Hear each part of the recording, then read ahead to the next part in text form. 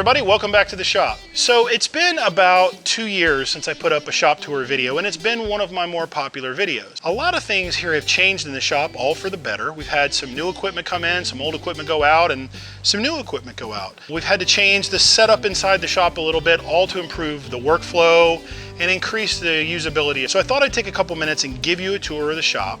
So let's talk about the equipment here real quick. If you see my first shop tour video, I'll put a link right up here to go to the first shop tour video. You'll see that I had an Ellis bandsaw. I still have an Ellis bandsaw, and I have roller feed table, so I can put a whole 25-foot stick in here and cut it into pieces. What I've done is turn the bandsaw around. So now the bandsaw faces this way, because what I found I was doing was cutting a part, walking around over to the workbench to work on it, walking back over to cut up another part. Now I don't have to walk around. Now it's straight across, so it makes a better workflow. This Ellis bandsaw, if you've never seen one of these before, I've owned about 4, maybe 5 bandsaws in my life, horizontal bandsaws. This one is by far superior to anything I've ever had. One of the reasons is to get a miter on any other bandsaw, you have to take the work and turn it in the table. On an Ellis bandsaw, you actually just turn the saw. The saw goes back and forth. Very accurate, holds a miter extremely tight. You can cut less than a 1/16 of an inch piece off that on a miter, and it'll be almost perfectly a 1/16 all the way down. Very happy with that. There's a small piece of outfeed table here. You can see that I got my Kurt vise for the milling machine sitting on it right now because I have my rotary indexing head, and that thing is heavy, so I don't want to put it on the floor. It's a long way to pick it up. A little bit of outfeed table here, and then I just have some fixturing blocks, angle blocks stored under there. That's the way when I bought this stuff used, it came, so I just use it for storage. This right here is not completely filled up yet, but what it's for is when I'm over there working on the milling machine, or behind me is where the lathe is, this gives me a table to set my calipers on, my ream on, whatever I'm working on. It gives me a little work table, so I don't wind up with that little corner of the table that's just piled up with all your tools that you're sorting through on the mill. So it's not completely filled out yet, but when I get around to it, it's one of those things. This will be my table that will roll back and forth as I'm doing different operations. So we'll start over here at the milling machine. If you watch Tom Lipton on Ox Tools, he has the Acura mill. This is basically the same mill. It's sold under a different name. This is Pro Mill, but if you look at them, they're pretty much identical. This one's a 54-inch bed model. You can see I have the rotary index head on it. I was indexing some stuff. Has a 2-axis DRO on it. The machine's real tight, runs real true. Super happy with it. I got it broken and was able to repair it. Down there is my rotary phase converter. It's called a rotophase. That thing is out of here soon, and I'm going to replace it with an American rotary phase converter because that thing is noisy. It makes my video quality much lower, the audio on my video much lower when it's running because it just hums all the time. So I'm super excited about being able to put an American rotary phase converter in here.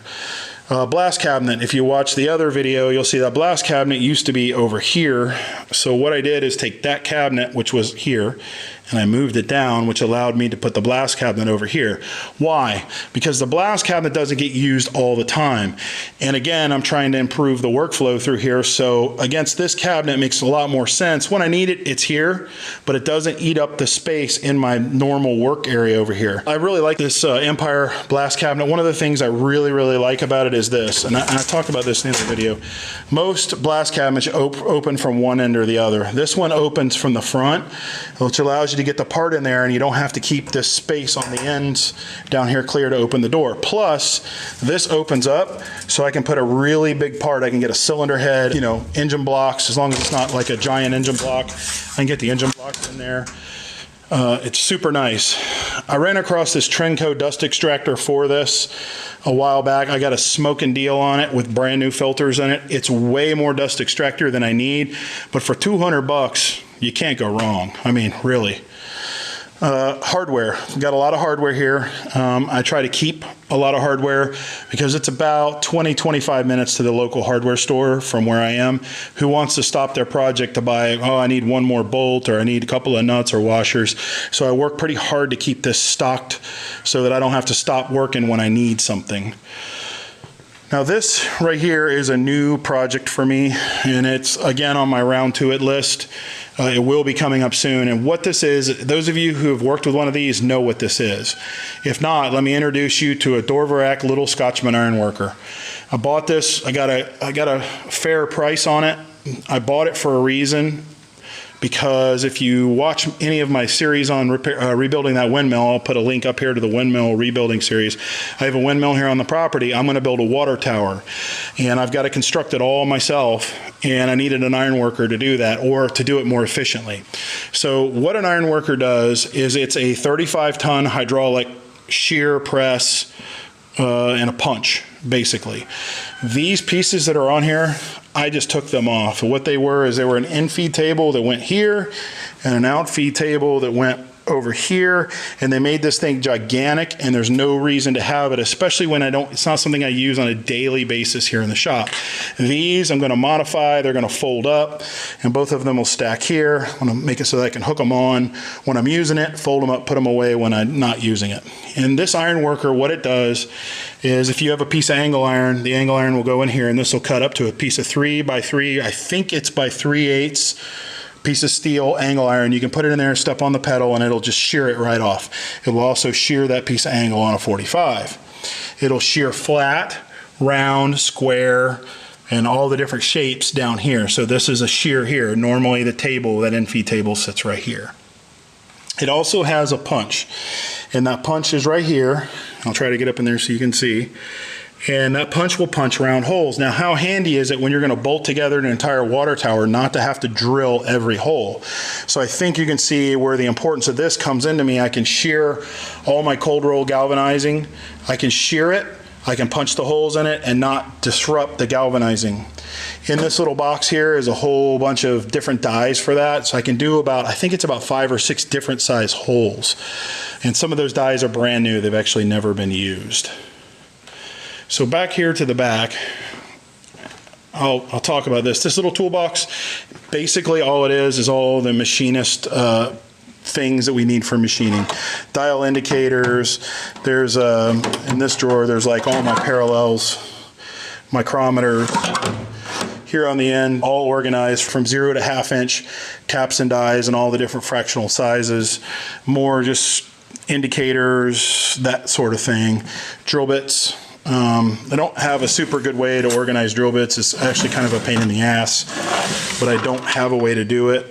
So I just at least have them by, that's kind of a close size, so I know where to go to start looking for stuff when I need it.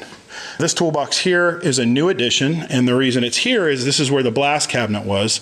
Blast cabinet wasn't super efficient, so we moved it over there and we put this toolbox here. This toolbox is full of all my machining things, like for instance, Dennis Nolan from Niagara Cutter gave me a whole lot of different end mills. We'll see, it's been over a year ago, and I keep them all in here, as well as Dale Derry from Metal Tips and Tricks made me a tramming tool, which is one of my prized possessions here in the shop. I love homemade tools. They mean a lot more than store-bought tools. So this is all of that kind of stuff. You know, it's countersinks and stubby bits and just the things that you need for the mill or for the lathe. And it's all organized where I can be efficient with what I do. Here is my 20-ton press. It's just, I don't use it all the time, and I'm going to figure out some kind of wheels for it so I can bring it out.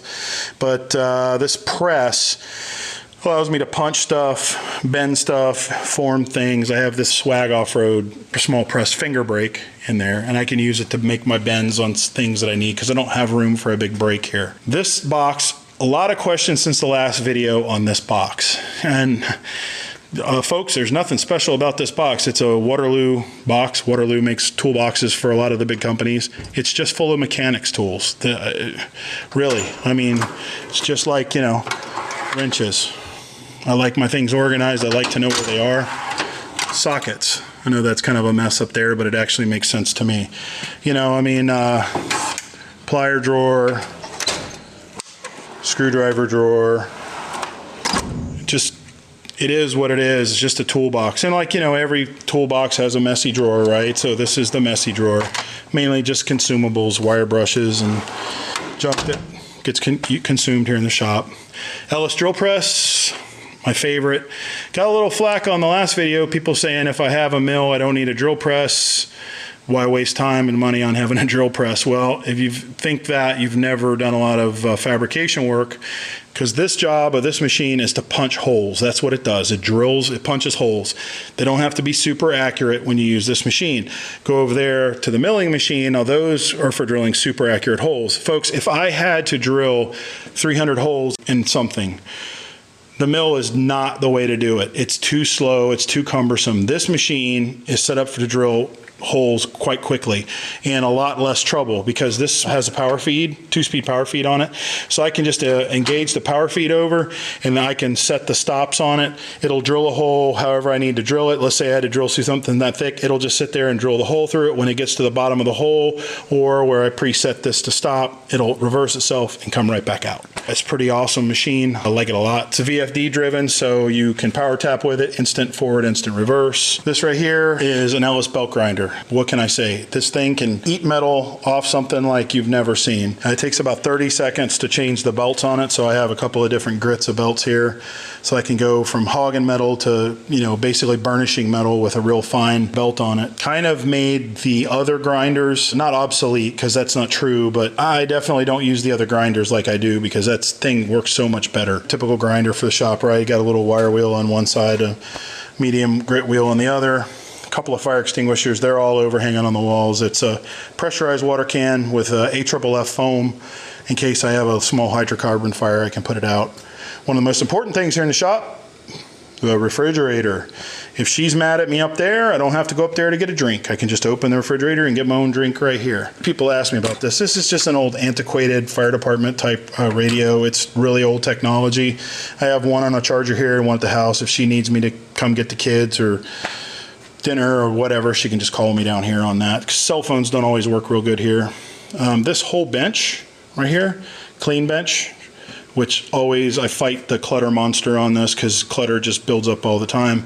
But I can wipe it down and do assembly or a little bit of metrology if I need to measure stuff. There's my surface plate. If you see my surface plate video, it stays back there in the corner just in case I need it. It's plenty big for most of the stuff I do. Grinder here is dedicated for tungstens, tungsten only on that grinder. A little worthless Harbor Freight belt sander that actually works pretty good when I'm working on those little kids toys, when I got little parts and stuff I need to sand. Works good. Hopefully I can get a Burr King or something really nice one day, but you know, it's on my Christmas list, right? This machine is patented, I think it's like 1890 something or 1880 something. I don't know that it's that old, but it's pretty damn close to that old, because this has grease cups. So you turn these things right and you fill them full of grease, you put them back on and you turn it, and it squishes the grease down the little tube and greases the bearings in it. That is a super powerful grinder. Wow. Right here, parts cleaner, safety clean, nothing special. You can see I'm getting ready to fill it with some more odorless mineral spirits.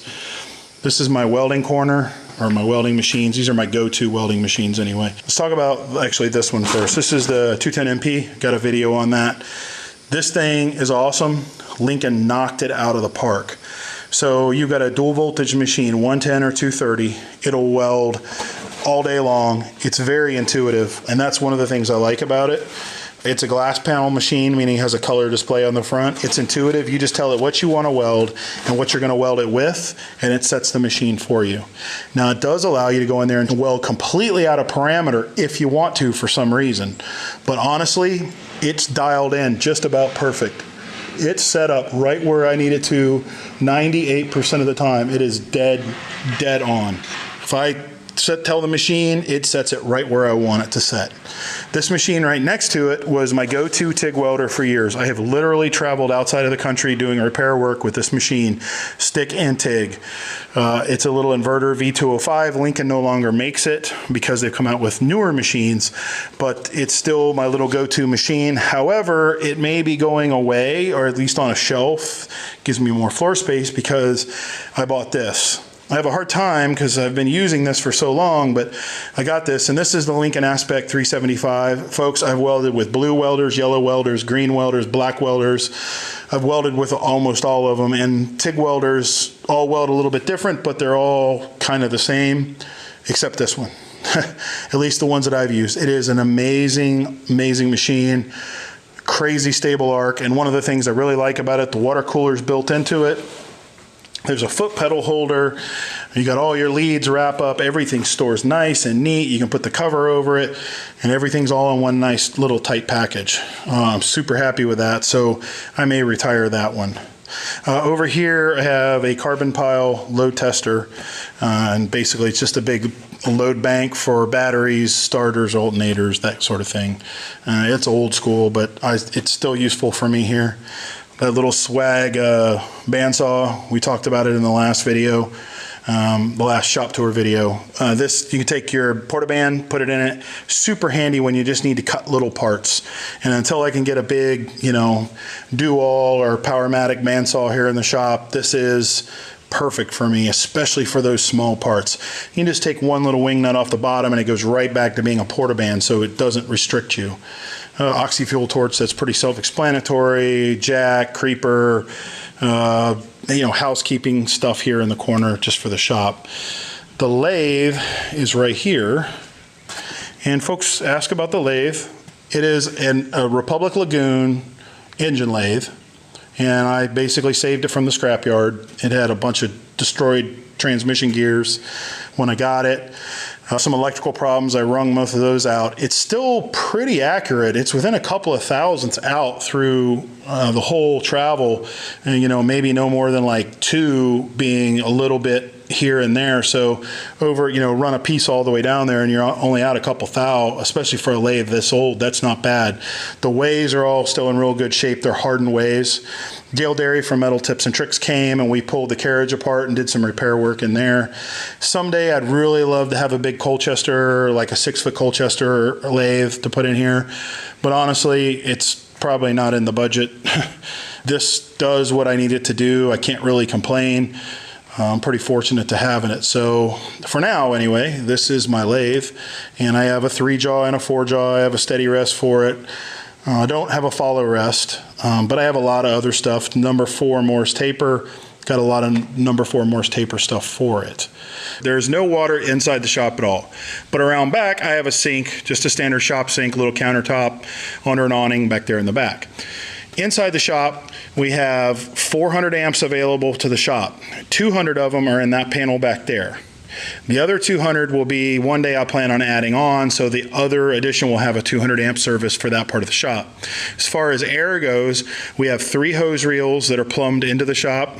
One of them's up there, one of them's up there, and one of them's back over the workbench back there. Okay, compressors out back. I have a refrigerated line dryer that keeps the shop air nice and dry when I use it. I don't keep it on all the time.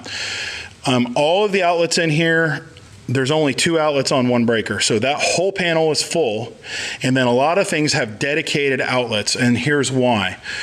I hate extension cords laying on the floor. I hate air hoses laying on the floor.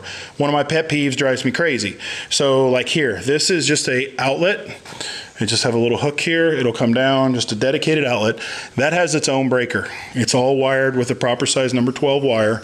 It's on a 20 amp breaker, and that's the only thing on it. So if I need to run a grinder or whatever, if somebody is back here, which sometimes I have people in the shop working besides me, if somebody's back here working and they turn on a piece of equipment, it will not trip the breaker on what I'm doing. It might trip their breaker if they do something wonky, but it won't trip my breaker and stop me from working. Drives me nuts.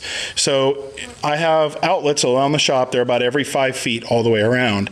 And at every 210 volt outlets, I have a 230 volt outlet with 2 different types of plugs on it. So there's a 4-prong 70 amp and a 3-prong 50 amp, which different welders have different plugs. So that's the reason. Both of those are on the same breaker, but I'll never plug. I have it set up where you basically can't plug 2 things in at one time. And so there's a welder outlet there, 210 volt outlets, welder outlet, 110 volt outlets, welder outlet, and then so forth all the way around the shop. Doesn't work out exactly even because of the footage, but basically you never have to have an extension cord here in the shop. If you do, it'll be a very short one.